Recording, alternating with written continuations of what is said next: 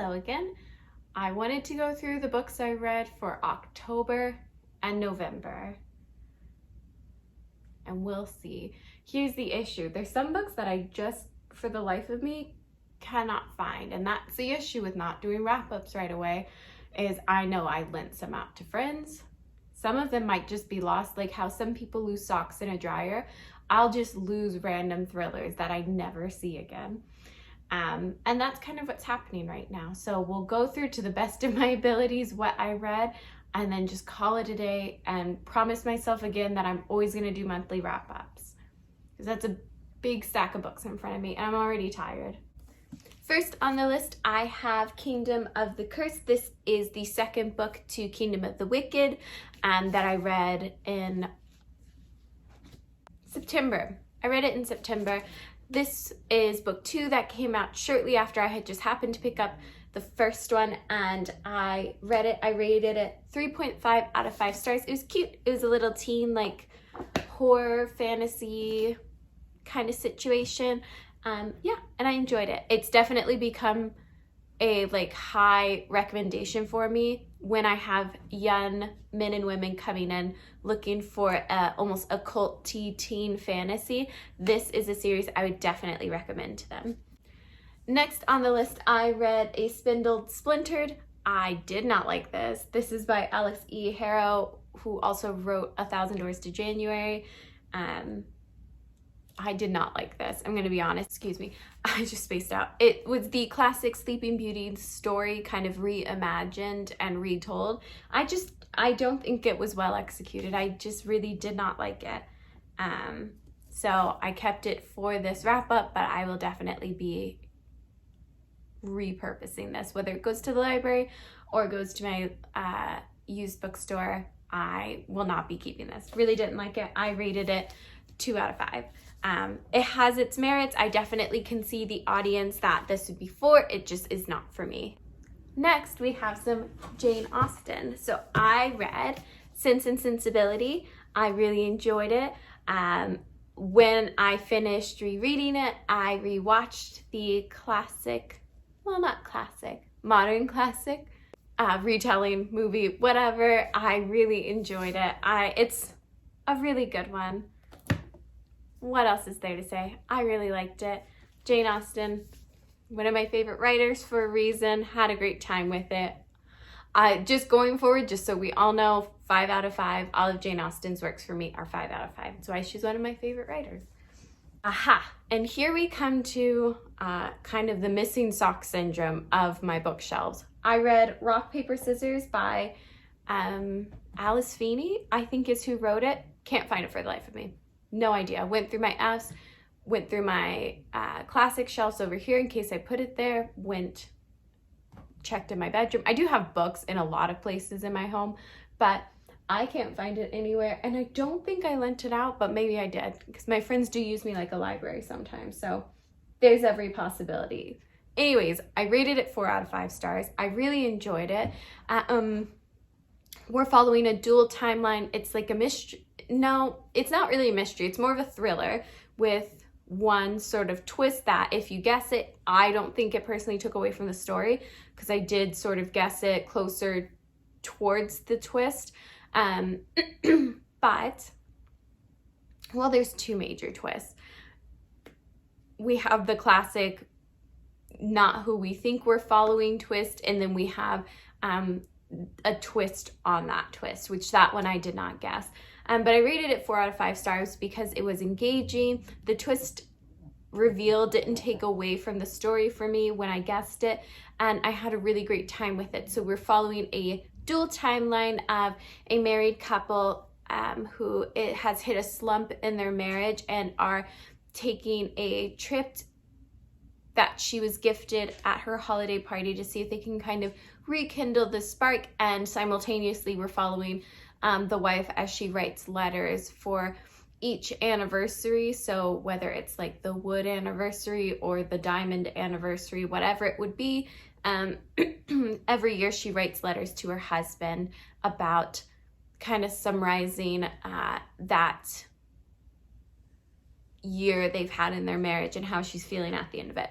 So I really enjoyed it. definitely, again, has become a recommendation I use at my work, especially I think those that like Lucy Foley, which I know she has quite a polarizing thriller style, but if you like Lucy Foley, I would definitely recommend that one. Next, we jump back actually to Jane Austen with my very used and abused copy of Pride and Prejudice, as this is my favorite Austen. If you can't tell by how destroyed it is, I rated this 5 out of 5. Love it. Read it most years during, once we get around to Christmas. So again, it didn't disappoint. I really love this book. 5 out of 5. It feels weird to be like, oh, if you haven't read it, pick up Jane Austen. I feel like it's something, if you're interested, you either picked it up or I'm not going to convince you that she's going to be the woman for you. So live your life, I guess. I am sweating now. Whew. I just filmed another video where I was wearing this outfit, and because it's a turtleneck, I just didn't want to change out of it because I'm going to wear this to work, but now I'm just absolutely sweating. Oh, okay. Next, I read Artriadnae by Jennifer Saint. I rated this 3.5 out of 5 stars. I enjoyed it. It was along the same veins as like a Circe, a Song of Achilles, sort of Greek retelling of lesser known women that were in these, the original folklore retold to kind of shed light on their position and their power and their stories. So I enjoyed it.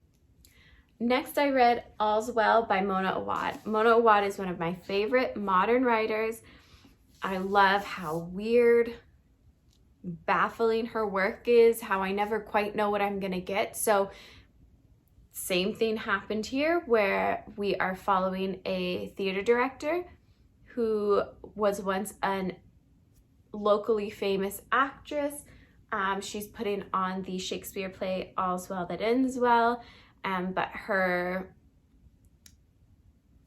company in the school wants to put in Macbeth, so they start like sabotaging the play to try and get that ahead. But that's the pitch of the story, but there's so much more going on here, where our main character is dealing with chronic pain, and through that there's some weird, typically Mona Awad stuff that starts going on that I will not spoil. But I think if you like Mona Awad, you're gonna like this book. I rated this 4.5 out of 5 stars. The only 0.5 difference that would have made it a 5-star for me was it did feel a little monotonous. I do think that was the intention, as for a reader and like the slight amount of privilege we're supposed to feel as our main character continues to be crippled by her chronic pain. As a reader, it can feel a little monotonous, or like we're constantly going over the same points. But I do think that's the intention, because as a character that deals with chronic pain, it must feel far more arduous than just reading about it. So I do think that was the intention, but as a reader, that was the only bit of it that, it's not that I didn't enjoy, isn't the right phrasing, because I don't think we're supposed to enjoy it, but I think it could have been touched up. That's all I'm saying. Could have been tightened up a little bit, but it was great. It was 4.5 out of 5. I love Mona Awad. Next, I read Norwegian Wood by Murakami. I liked it. It's without a rating on my chart because I'm not exactly sure. I think a 3.5 will do. Basically, we're kind of getting an interesting, not quite an introspection, we're getting an observation of, we're still following the character that creates a manic pixie dream girl, but we have more of a objective viewpoint of the realities of that situation when you create a sort of fantastical person in your mind of what they should be and they don't fulfill that purpose, and the kind of tension that can be created through that. So essentially, early on in the book, a young man decides to unlive himself. So if that's something that's upsetting to you, that would be a bit of a content warning, I think. But through that brings our main character and a young woman a little bit closer together through that tragedy. But in that, our main character kind of creates this idea of the young woman in his head. This is something I would recommend. Murakami in general is a really interesting writer. I've read After Dark, I've read Norwegian Wood. I can't wait to read Kafka on the Shore because I love Kafka, period, and I've heard it's just as bizarre as it should be. But I think Murakami does a really good job of balancing the manic pixie dream girl trope and the objective realities of nobody is just this dream character that you can slot into your life and they'll perfectly fix or do whatever it is you think they should do based on like what you've built up in your head. If that makes any sense. It was good though. Maybe it's a 4. I don't know. It's a 3.5. I think it's 3.5. I don't know. Another one that has gone without a rating is A Shadow in the Ember. I think it's gonna be a 4. I read it pretty quickly. I think, okay, so this is book 1 in the new series that has spun off from Blood and Ash, which of course is one of my favorite series, or one of my favorite fantasy romance series, I should say, that I discovered this year. This just came out. I read it the day it came out. Really enjoyed it. I have a dedicated review on my channel and a vlog style of me reading it. Here's the thing. I do think she got better as a writer. I do think a lot of the issues I had with From Blood and Ash of like info dumping, too heavy, I found it like not a good balance between storytelling and info dumping was fixed in this one. But it's hard to say if it was fixed because she's already established the world and now she just has to backtrack as this is a prequel, or if she found a balance with an editor that she really gets on with. It's hard to say, but basically this is a prequel to Blood and Ash. I'm gonna rate it 4 stars. 3.5. Again, it's a weird balance. I'm gonna rate it 4 stars. I did enjoy it. I had a great time. And the nitpickies that I have, I just think sometimes that can be the nature of a fantasy romance. So for what it was, I definitely will rate it 4 out of 5 stars. I liked it. Again, the missing sock syndrome. So I definitely own this book. I read In My Dreams, I Hold a Knife, and it's a 4 out of 5 stars. Again, I cannot find it, but I also can't remember who the author is and couldn't be bothered to look it up. So it's possible it's just lost somewhere in my apartment. But I do think that one I lent out to a friend. So in this one, we are on a school campus. We are dabbling in the It group, and a murder happens. Fast forward into the future. So again, dual timelines. Fast forward into the future. There is everybody comes back to the school for a reunion of sorts, and everything starts to unfold as the brother to the young woman who sadly turned up murdered decides it's time for him to get smart and to solve the murder, if at all possible. So he starts looking into the It group who his sister was attached to, as he believes one of the close friends did it. And we follow the perspectives of the close friends. So very good. I really enjoyed it. Again, I did guess the twist. It's a very obvious twist if you read it kind of all in one go like I did. I read it over the course of like a day and a half. So there was no time for me to like forget subtleties. So that made the twist quite obvious. And I'm starting to think that's my problem with thrillers, period, is because I read them pretty quickly and close together. The details, like the breadcrumbs that are left, you have quite a lot of time to forget them if you read a thriller over the course of like a week or two. But if you read it over the course of like a day, it becomes really, really, I think, a lot easier to guess a twist because you can recall a subtlety so easily. Next on the list, I have Once Upon a Broken Heart by Stephanie Garber. I rated this 3.5 out of 5 stars. I enjoyed it. This is the Indigo exclusive edition. It's very pretty.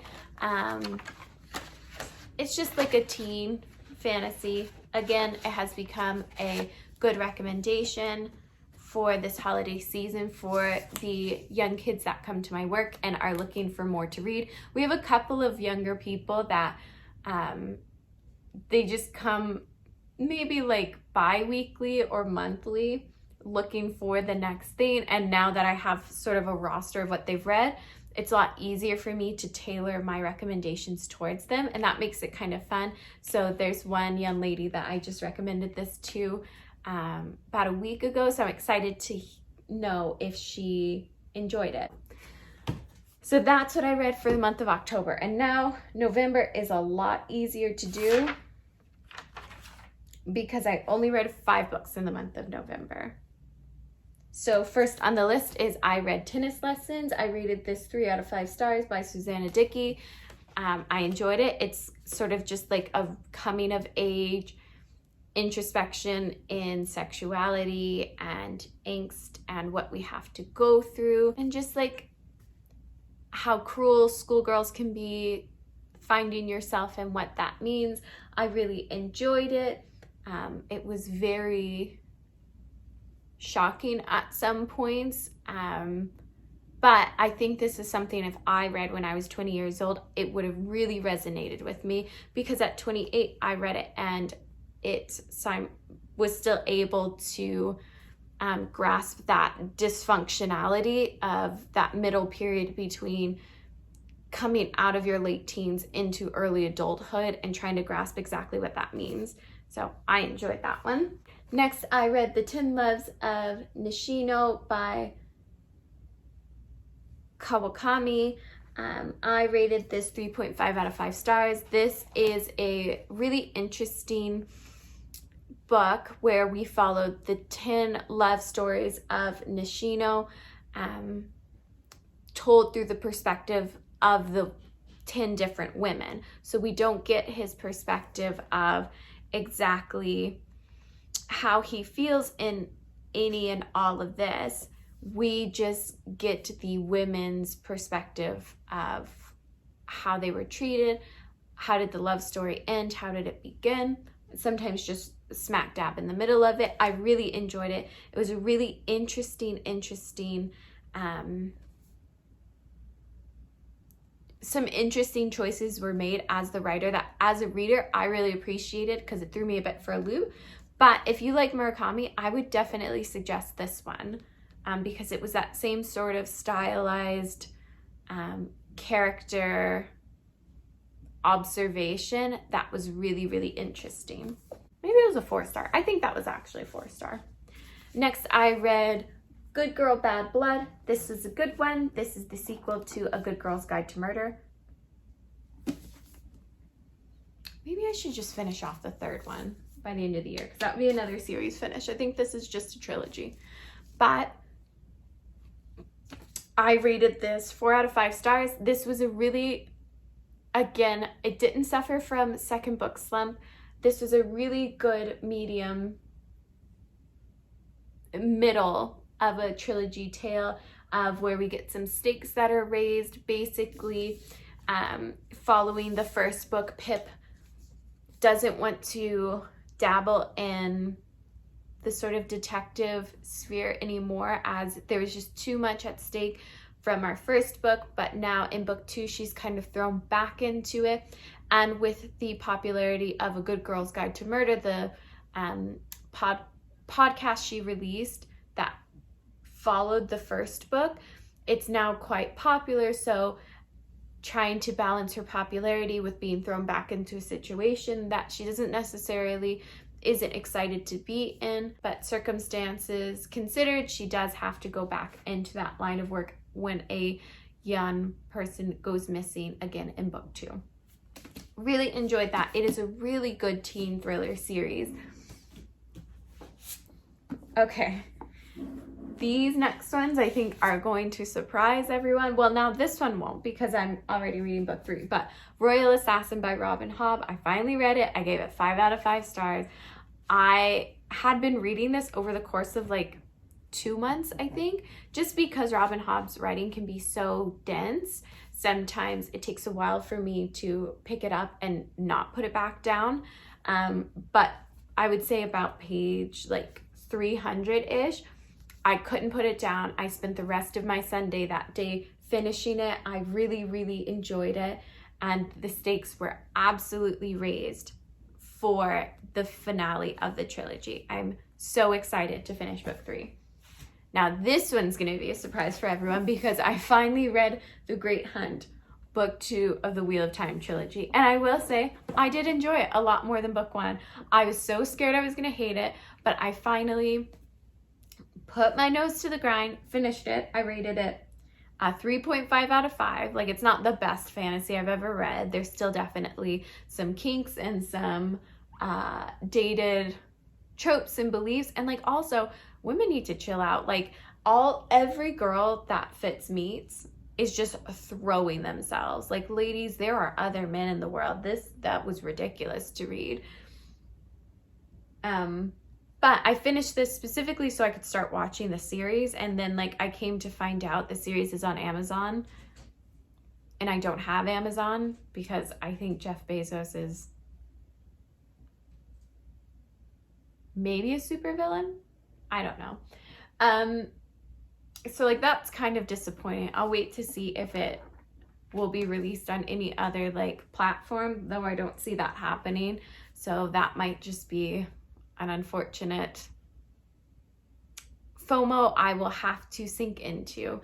But I enjoyed this. The stakes were raised. It definitely delineated from the heavy Tolkien inspiration from the first book, which is a big reason why I didn't enjoy it.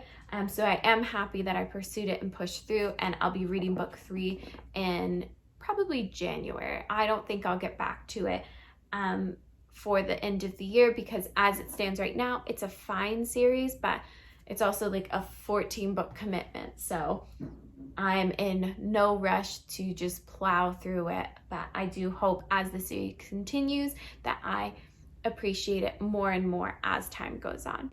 That is it. That is what I read. And for God's sakes, from now on, I'm going to try to do monthly wrap-ups so I don't have to do currently a 30-minute video, and I haven't even done an outro.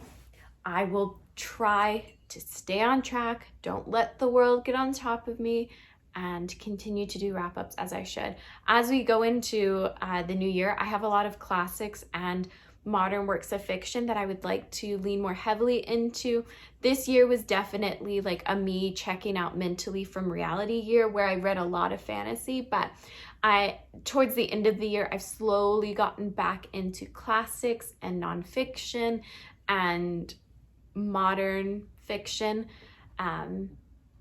So I'm excited to kind of put my toes back into that pool and see what I've missed out on for the last like 2 years that I've checked out of it, nonfiction notwithstanding, but the 2+ years that I've checked out of it. I'm excited to get back into the world of my norm, which is classics and nonfiction, and dive back into that. And I am most excited for Joan Didion.